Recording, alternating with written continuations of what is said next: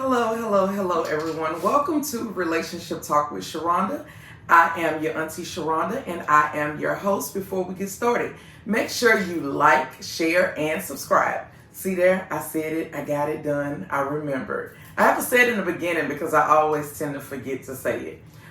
Before we get into our video, this is one of my videos where I'll be dropping a little knowledge. A lot of y'all love my real life videos, my wife's school videos. You all love that type of content, and I try to provide it as often as I can.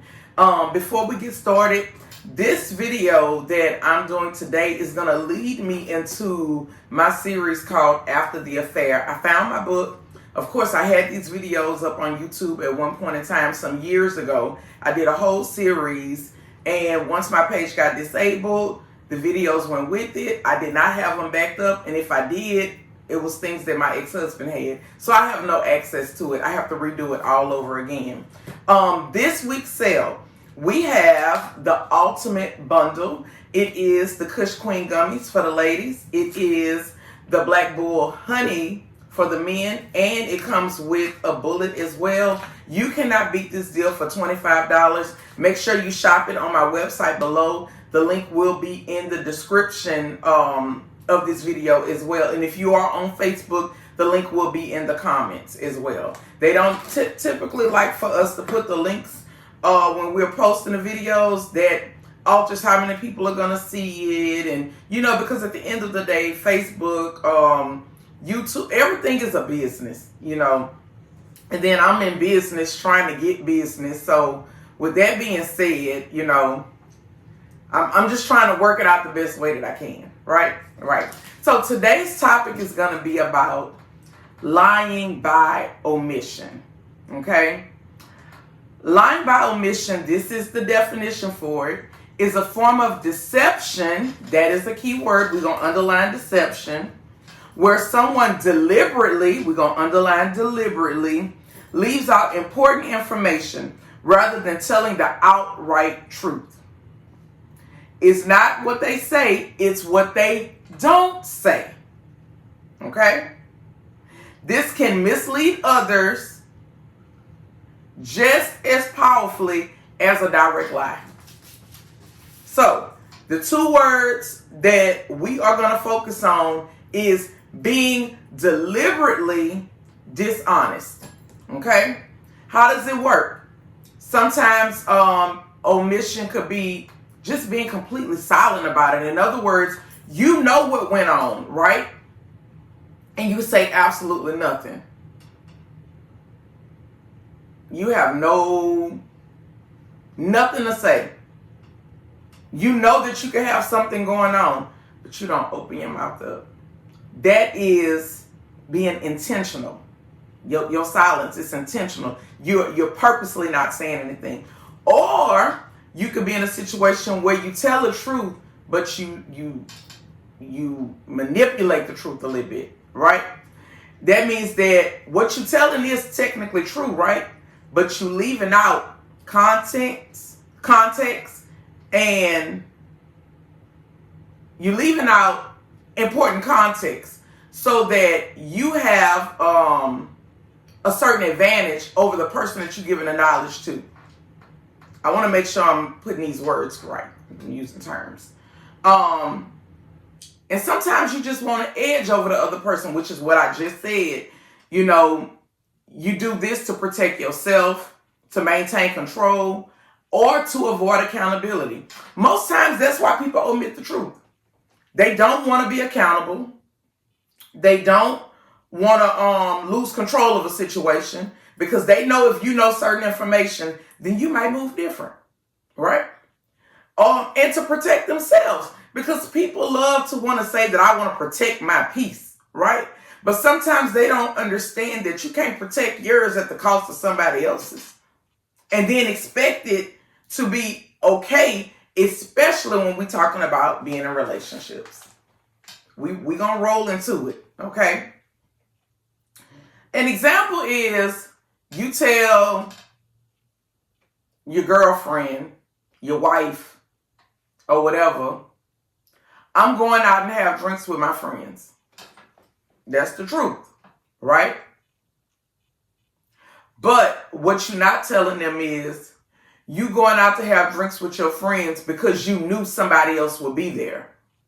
Yeah, I'm going with my friends, but I know that when my friends come, they bring, excuse me, their wives or girlfriends, right? And their wives or girlfriends bring their friends. Yeah. So, did that person tell the truth? Yes. Did they omit some things? Yes, because they had knowledge that the other person in the relationship didn't have. And you are intentionally not bringing your person along with you because you want to appear to be available to the other people that you know are going to be there. Right? I'm just giving examples. Another example, I remember when I was married and one of my friends saw my ex-husband Pink Cutlass in a place that I guess it just typically wouldn't be because you know who you know over this in this area, right? And she said, "What y'all doing over in this area?" And I said, "What you mean?" She said, "I just seen y'all car." And I was like, "Well, I'm here at home." So I called him and I said, "Hey," I said, "what you doing over in this area? Who you know over there?" And his response was, "I'm over here with such and such at the studio," right? But what wasn't said was, "I'm over here at such and such. I'm over here with such and such at the studio, and the studio is next door to somebody that I'm dealing with."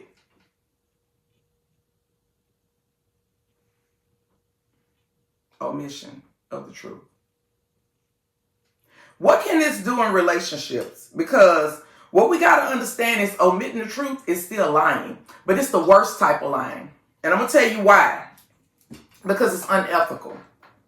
It's because you're really putting thought into going out your way to not be honest. Yes, omitting the truth is not a bold lie. It's not it's not one of them ones that, you know, a person fabricating tales or anything like that.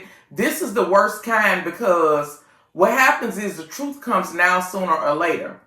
And it's like a leaking faucet, right?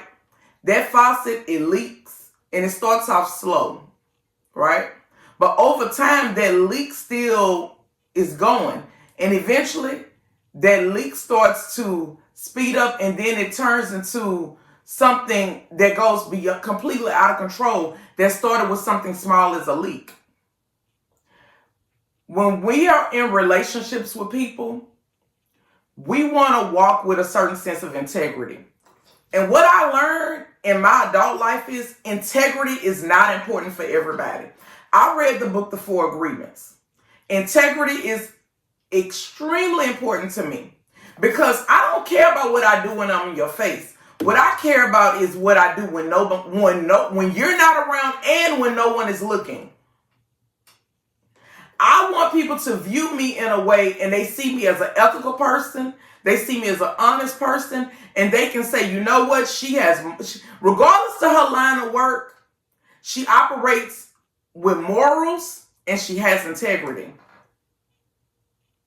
That is important to me.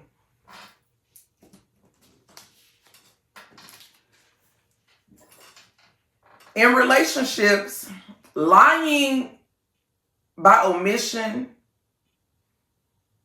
it can be damaging because it disrupts the foundation of the relationship, which is supposed to be honesty. That's one of your core values, right? And when you operate and there is no integrity, it disrupts the foundation. When people talking about she changed, she did this, she ain't the same like she used to be, I always ask people, what happened? What happened? Because the thing is, when we meet people in the beginning, somebody asked me recently if I saw red flags with people. And I told her, I don't see red flags, but I do see flaws. But I also am mature enough to understand that all people have flaws. I just need to know if your flaws are going to be the kind that I can deal with or not, right? So, with that being said, In the beginning, everybody appears to be perfect. That's the way y'all see it in the world. He Mr. Wonderful. He Mr. This. He's Mr. That. He's this and she's that and she's this and the other. And my thing is, when I meet a person, I see you as a human being. I got to get to know you so that I can then see what your flaws are. Because I know that they are there. I just got to get to know you to see exactly what your flaws are. Because most people don't display their flaws in the beginning. So in the beginning, yes, everything is great. In the beginning, yes, everybody's giving 100%. In the beginning, yes, everybody is smiling and the date nights are rolling and the sex is happening like it's supposed to. And all of these things are going great. But then things start to change. Why? Most times because deception creeps up on the scene. And deception changes the way that you look at people. Because see, I could deal with a lot of shit, but I don't like sketchy people. In my life period. You know, I don't like shiesty shit. I don't like backhanded shit. So when I sense that in you, you better believe one thing about me. I'm going to back all the way up off you. I'm going to back up off you. I'm going to move different. Because I know that you're not one of those genuine, authentic people. I know that you do things that are self-serving. And your decisions are calculated based on how it's going to benefit you. And when women are in relationships and they see that, and when men are in relationships and they see that, they move differently with you. They do. It's human nature. No one is going to sit around and continue to give somebody their all when you know that this person is not moving in a way that they're supposed to move concerning you. You're just not. Right? Why does lying by omission hurt? Because it creates unequal knowledge. Where one partner is navigating a relationship based on one set of truths, and another person is navigating a relationship based on another set of truths. What else does it do? It breeds anxiety and suspicion. That means that now my peace is disrupted because I'm always wondering what it is that you're doing, or can I actually trust what it is that you're saying? Another thing that it does is it breaks down emotional safety. It lets you know that your partner not going to be real with you. Even when it's hard, they would rather take the easy route than being real with you. Especially if you're in one of them relationships like I'm in, where honesty is required. When I deal with you and I see that you're a dishonest person, it changes the way I move with you. Because now I can't trust what you say. Now when you talk, I don't believe you. And we all want to feel like our partners believe us when we talking, right?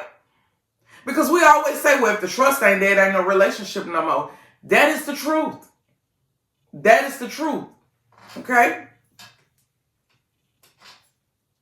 Healing after omission. How do you start the healing process? One, the person who admitted the truth, they got to own it. And they got to own it fully. They can't minimize what happened. They can't deflect about what happened. They have to completely own it and own their part in it. If the hurt person reacts in a certain way, you got to allow them the opportunity to react however they're going to react, because healing takes time.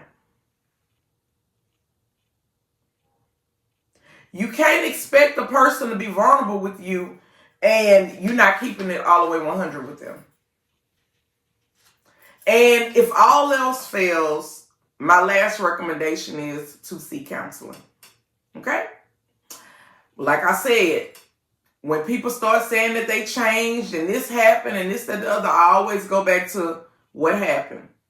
Because just because you don't outright catch people doing things, it doesn't mean that you don't know or that you don't get that inkling or the suspicion. I'm going to give you another example before I wrap up. I remember years ago, and I told this story before. Years ago, one of my ex-husbands, his friends, was at our house and his sister was in the neighborhood. And she was like, she called him and said, where you at?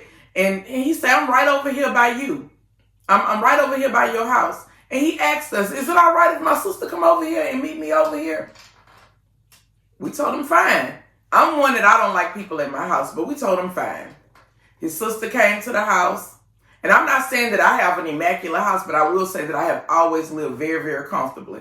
I've always had nice things, right? My mom used to always say, you don't really let a woman come into your space, because when a woman see how you living, she gonna want what you got. That was one of her little rules, right? Keep women out your house. That was her thing. Well, of course, this is how I met the lady, by her coming to our home. She left, went on about her business, lived her life.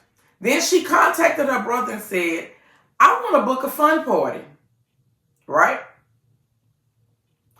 He gave her our information. We had a landline phone at the time.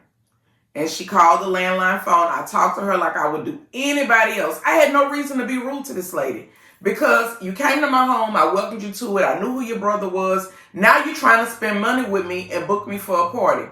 I gave her all the information just like I gave everybody else the information, right?